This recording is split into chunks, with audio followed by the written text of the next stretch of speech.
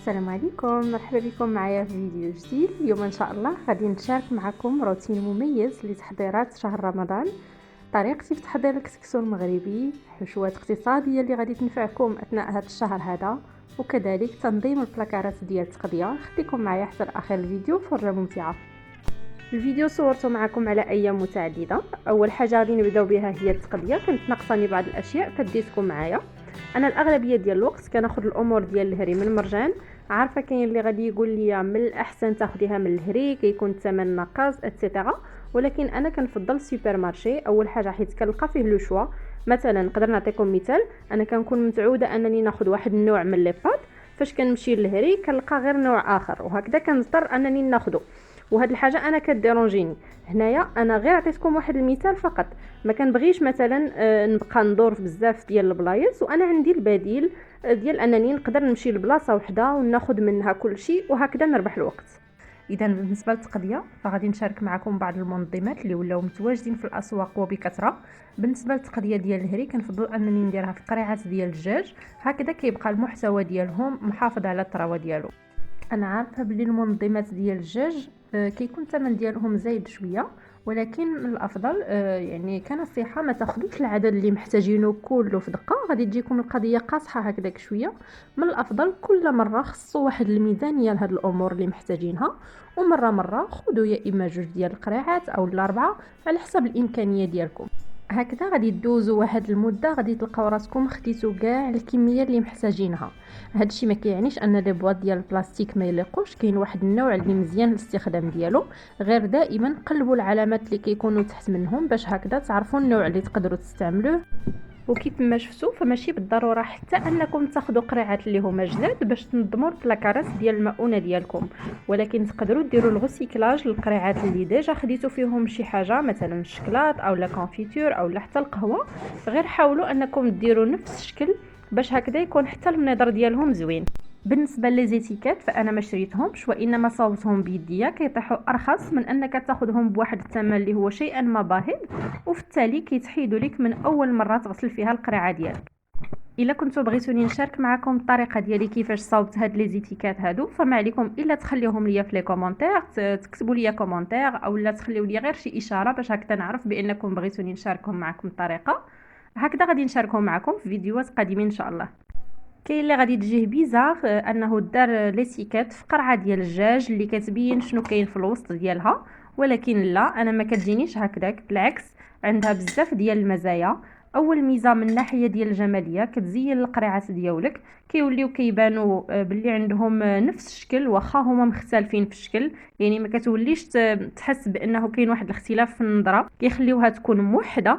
تاني ميزه واللي هي الاهم، فاش كيكونوا عندك منتوجات اللي عندهم نفس الشكل او لا عندهم نفس اللون، بحال مثلا الا خدينا نشا ولا كريم باتيسير، هكذا ما كنبقاوش نعرفوا فين هو نشا وفين هو لا كريم باتيسير. وكذلك فاش كيخواو لك مجموعه من المنظمات ما كتبقاش عارف كل وحده ديال اش من منتوج.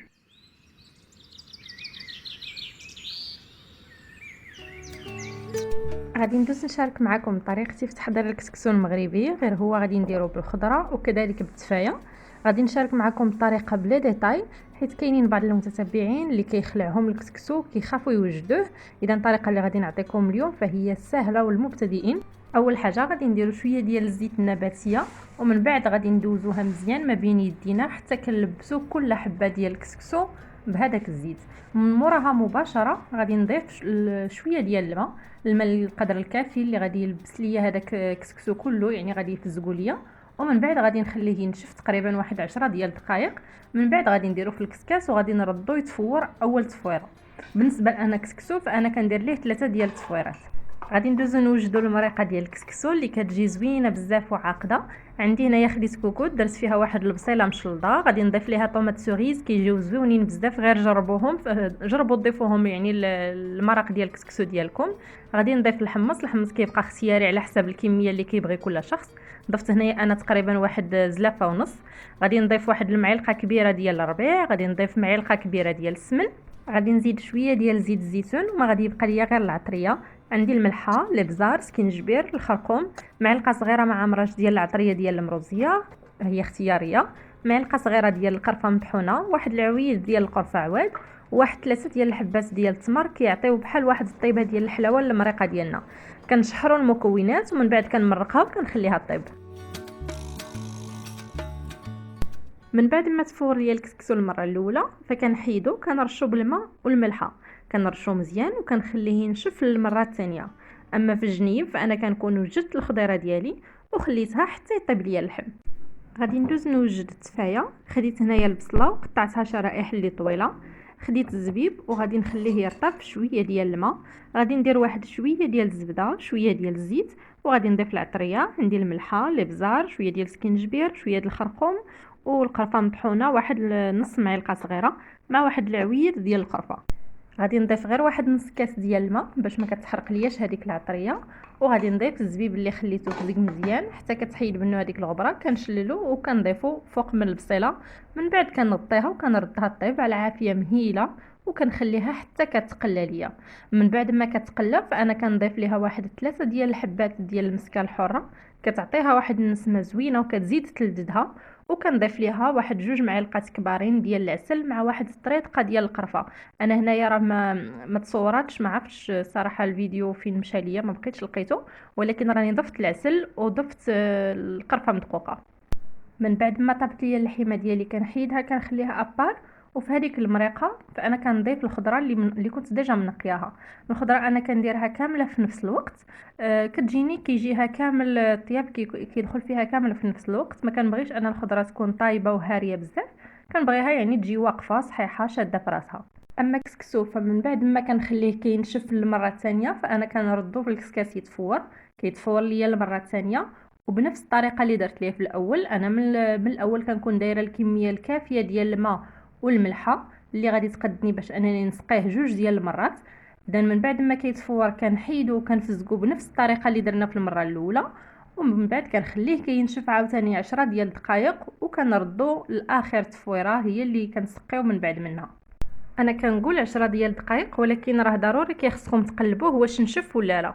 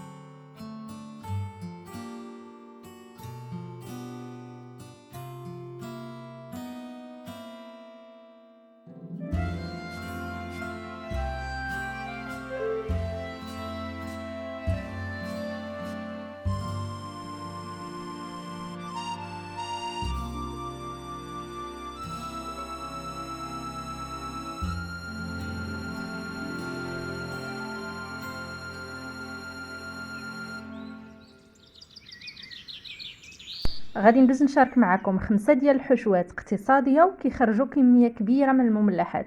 انا غادي نعطيكم افكار ديال الحشوات وكيبقى لكم الاختيار ديال فاش غادي تعمروهم. اول مرحله باش كنسهل على راسي الخدمه كنشحر كل حاجه بوحديتها. مثلا انا عارفه بلي الحشوات ديالي فيهم الخضره، كنشحر البصله بوحديتها، الفلفله بوحدها، الخيزو بوحديتو والقرعه بوحديتها، كل وحده بوحدها مع شويه ديال الملحه غير باش كتنزل ليا هذيك الخضيره ديالي. وهكذا كل حشوه غادي يبقى ليا غير نجمع المكونات مع بعضياتهم. اذا اول حشوه في مقيله غادي نديرو شويه ديال الزبده، غادي نضيف ليه صدر ديال الدجاج اللي مقطع طريفات صغار، شويه ديال الملحه، غير كيبدا كينزل ليا داك الدجاج كنضيف عليه البصل والفلافل الحمراء والخضراء اللي ديجا وشحرناهم شويه يعني نزلوا، وعاد كنضيف ليه العطريه. عندي شويه ديال البزار، سكينجبير، واحد نص معلقه ديال العطريه د الشاورما، وواحد نص معلقه ديال القرفه. خديت شعليه الصينيه ودرتها في الماء بارد حيت باقي مازال غادي طيب وغادي تنفخ، ومن بعد طحنتها حيت ما كنبغيش نبقى نحس بها هكذاك طويله في الحشوه. وكنضيفها على الخليط. كنضيف له شويه ديال الكورنيشون، كنزيد شويه ديال المعدنوس. الصوص الحاره كتبقى اختياريه، وكنضيف ليه واحد المعلقه تقريبا ديال الكيتشوب. كتجي زوينه هاد الحشوه، واحد الخليط ما بين الحلو والمالح والحار. كنضيف ليها الفرماج كاخر مرحله. انا درت هنايا فرماج حمر.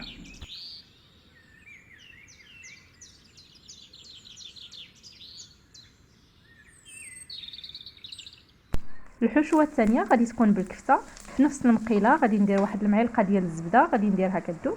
انا كنفضل ندير الزبده حيت كتلذذ الحشوه كيف ما كانت. كنضيف الكفته اللي ديجا فيها المعدنوس مطحون معاها، وغادي نضيف ليها البصله وكذلك الفلفله خضراء، القرعه خضراء حتى هي، وكذلك الجزر. بالنسبه للعطريه فعندي الابزار، عندي سكينجبير، عندي واحد شويه ديال العطريه ديال الكفته، وعندي الفلفله يعني الفلفل الحلو اولا الشونيه. غادي نحك شويه ديال الكوزه حتى هي كتزيد الحشوه ديالي لذه. قلبت الخليط ديالي هنايا في مقله اخرى باش هكذا تشحر ليا المكونات كلها مزيان. فاش كطيب ليا الحشوه كنضيف ليها الفرماج اللي دهن وكذلك فرماج حمر كاضافه اختياريه. فانايا ضفت لاكاجو كيزيد ليه واحد القرمشه زوينه في المملحه ديالكم. وباش نضيف شويه ديال الحموضه للحشوه ديالي فانايا ضفت تقريبا واحد المعلقه كبيره ديال الكيتشوب. هاد الحشوه هذه كتجي زوينه بزاف واقتصاديه، جربوها وعطيوني الراي ديالكم في لي كومونتير.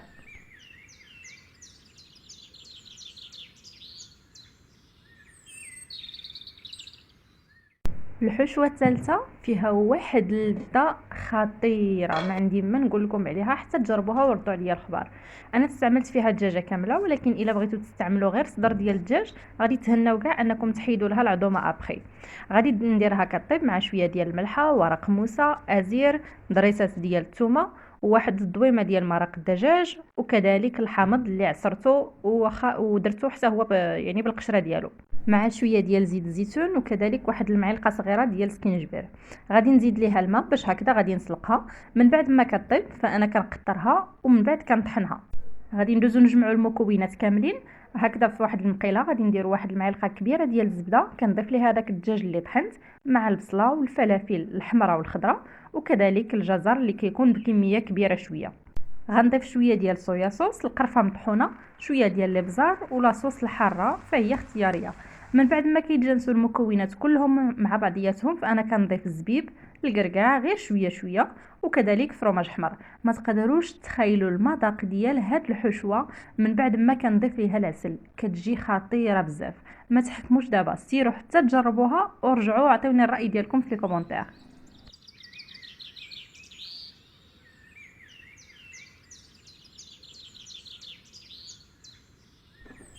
الحشوه الرابعه والخامسه غادي نوجدوهم في رمشه عين. عندي هنايا البطاطا اللي سلقتها، غادي نضيف ليها المعدنوس، غادي نضيف ليها شويه ديال الفلفل الاحمر، شويه ديال الابزار، شويه ديال الهريسه، بطبيعه الحال الهريسه اختياريه، وغادي نكرازيها مزيان. من بعد غادي نضيف ليها الطون ديال الزيت باش هكذا كتجي منسمه. غادي نضيف ليها واحد العلبه او جوج ديال العلب ديال المايز، وكذلك الزيتون الاخضر اللي كيكون مقطع. غادي نضيف ليها شويه ديال الزبيب. صافي هكذا الحشوه ديالي غادي تكون وجدات. كنخلط العناصر كلهم.